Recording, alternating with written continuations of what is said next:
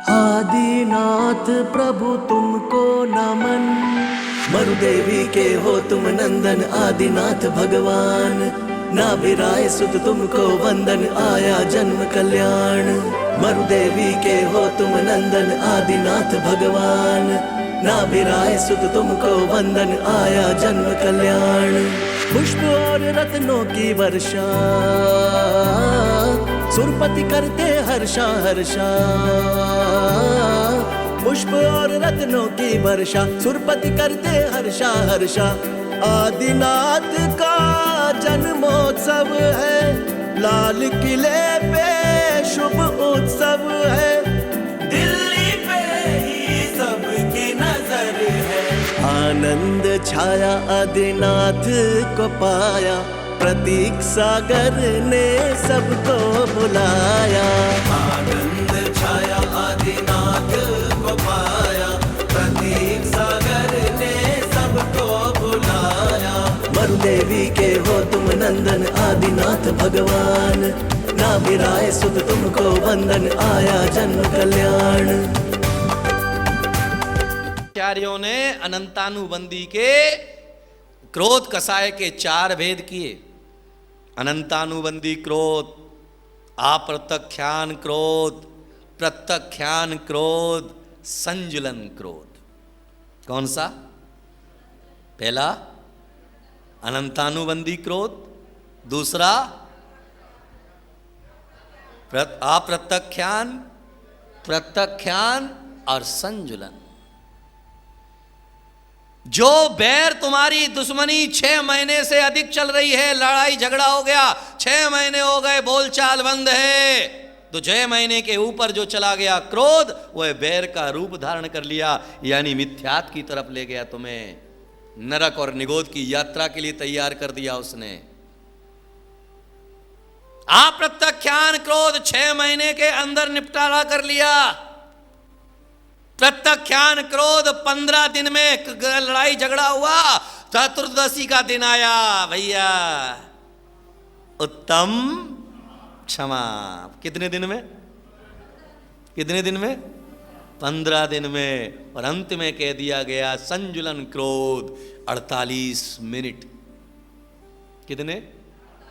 48 minute.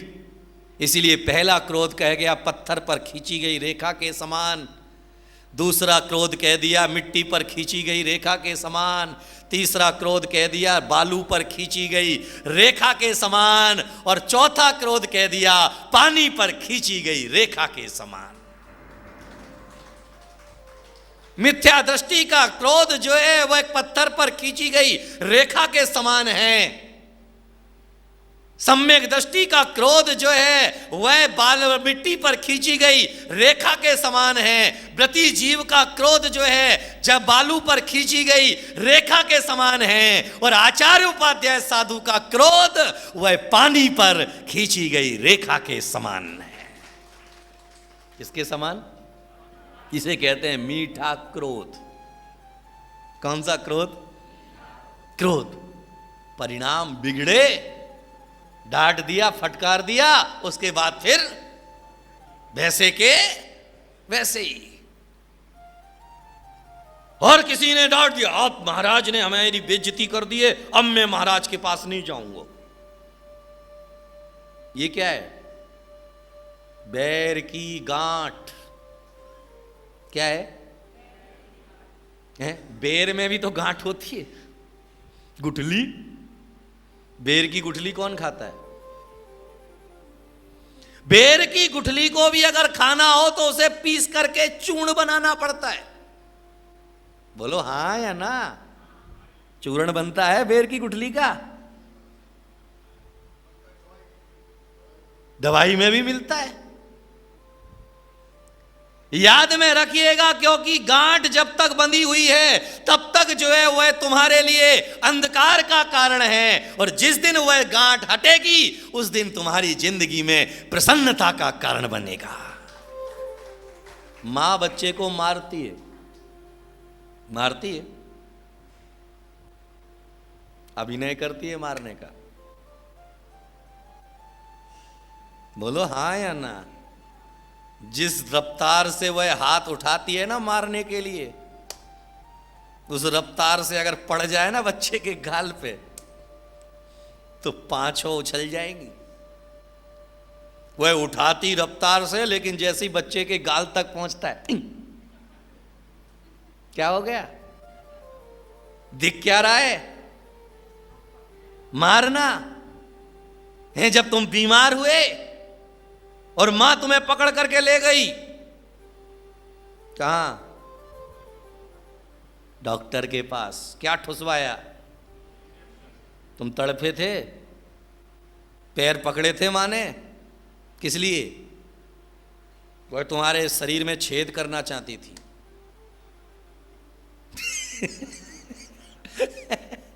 छेद करवाना चाहती थी, तो तुम्हें स्वस्थ करना चाहती थी। याद में रखिएगा। इसलिए मां का क्रोध में भी प्रेम होता है, गुरु के क्रोध में भी प्रेम हुआ करता है, क्योंकि वह कल्याण छुपा होता है। अभिनय है वो। क्या है? अभिनय है। इसीलिए बैर नहीं है। आचार्य कहते हैं कि उत्तम क्षमा कहती है कि भाई उत्तम क्षमा का मतलब हो गया वह जो तुम्हारे अंदर प्रेम जो भी मीठा क्रोध भी आ रहा था, उस क्रोध का भी अंत हो जाना उत्तम क्षमा है। मीठा क्रोध भी नहीं, तीखा भी नहीं, मीठा भी नहीं, उसका नाम उत्तम है। अरे चलो उत्तम क्षमा नहीं आ पाई तो कम से कम क्षमा का गुण तो आ जाए कि भाई किसी से गलती हो गई तो दोबारा उसे हृदय से लगाने के लिए तुम्हारे पास में सामर्थ्य तो हो। सामने वालों कह रहा हो क्षमा करियो, ठीक है, मालूम है हमें मगरमच्छ के आंसू हैं, 2 दिन में अपनी औकात पे आ जाए। हमने क्षमा तो नहीं किया ऊपर से। तो इसीलिए जो एक घटना कहकर के अपनी बात खत्म करूंगा। एक संत के पास में एक भक्त गया और गुरु से जाकर के कहा कि गुरुदेव मैं सन्यास लेना चाहता हूं, आप मुझे सन्यास प्रदान करें। गुरु ने कहा सन्यास का मार्ग बहुत कठिन है, मैं सब झेल लूंगा। तो गुरु ने कहा कि बता, अगर किसी ने तुम्हें गाली दी तो तुम क्या करोगे? अगर तुम्हें किसी ने गाली दी तो क्या करोगे? बोले गुरुदेव मैं उस समय विचार करूंगा, गाली तो दी है, डंडे से तो नहीं मारा। क्या सोचूंगा? गाली तो दी है, डंडे से तो नहीं मारा। कल को अगर किसी ने डंडे से मारा तो क्या करोगे? बोले डंडे से ही तो मारा है, तलवार से तो नहीं काटा। और कल को कोई अगर तुम्हें तलवार से काटने आ जाए तब क्या करोगे? बोले तलवार से ही तो काटा है, शरीर को ही तो काटा है, आत्मा को तो कोई काट नहीं सकता है। आत्मा तो छिन्न भिन्न से रहित है, इसलिए शरीर को काटना है, काट ले। मेरी आत्मा तो ज्यों की त्यों है, इसलिए मैं उसके ऊपर क्रोध नहीं करूंगा, उसके ऊपर जो है बैर की गांठ। आचार्य ने कहा अब तू संन्यास लेने के काबिल है तुम्हारे अंदर ऐसा? तुम तो कहते हो जो मुंह को कांटा बोए ताए बोऊं त्रिशूल। वो एक डायलॉग भी चलता है ना, ईंट का जवाब। क्या समझता है सामने वाला? मैं तो ईंट का जवाब पत्थर से दूंगा। तुम्हारी क्षमा मालूम है कैसी है? बता दूं? अरे बोलो भाई। एक पहलवान, गांव का नामी गामी पहलवान रास्ते से गुजर रहा था, ऊपर से एक ईंट गिरी। कौन गिरी? ऊपर से एक ईंट गिरी। उसे बड़ा गुस्सा आया, उसे मालूम नहीं है नगर का नामी ग्रामी पहलवान निकल रहा है और ईंट गिराई। मैं उसके आप पर जाकर के हड्डी पसली एक कर दूं। गुस्से में गया ईंट लेकर के मारने के लिए। 3री मंजिल पर पहुंचा, वहां जाकर के देखा उससे बड़ा पहलवान कसरत कर रहा है। उससे बड़ा पहलवान कसरत कर रहा है। उसने क्या है? कुछ नहीं, आपकी ईंट गिर गई थी, उसे देने आया हूं। क्या हो गया? क्या हो गया? ये क्षमा है? क्योंकि तेरे से बड़ा था, बलशाली था, इसलिए कुछ कोई उत्तर ना दे सका, इसलिए क्या कह दिया? तेरी ईंट। और अगर कमजोर होता तो क्या होता? हड्डी पसली एक कर देते। सामने वाला देखा, कुछ नहीं कह सकते उसको, क्षमा करना जी। तो देखा अपने से कमजोर है, आ तुझे चटनी बनाऊं। तो इसलिए आज पर्युषण पर्व का प्रथम दिन है। पा यानी, वापिस आ जाओ, पा यानी पावन, पा यानी पवित्र, पा यानी परमात्मा, और पा यानी, अरे पवित्र होगे तो पुण्य तो अपने आप आएगा। आत्मा पवित्र होगी तो पुण्य तो अपने आप आएगा। और जब आत्मा पवित्र होगी तो किसमें रुचि लोगे? किसमें? सुनने में या सुनाने में? किसमें रुचि लोगे? अभी रुचि किसमें? अपने अंता मन को देखना। सुनने में रुचि है या सुनाने में रुचि है? जहां सुनने में रुचि पैदा हो जाएगी वहां से तुम्हारा मन साउंड प्रूफ हो जाएगा, और जहां सुनाने में तुम्हारी रुचि रहेगी वहां साउंड प्रूफ से। तो इसीलिए याद में रखिएगा, अपने कानों को क्या बनाना है?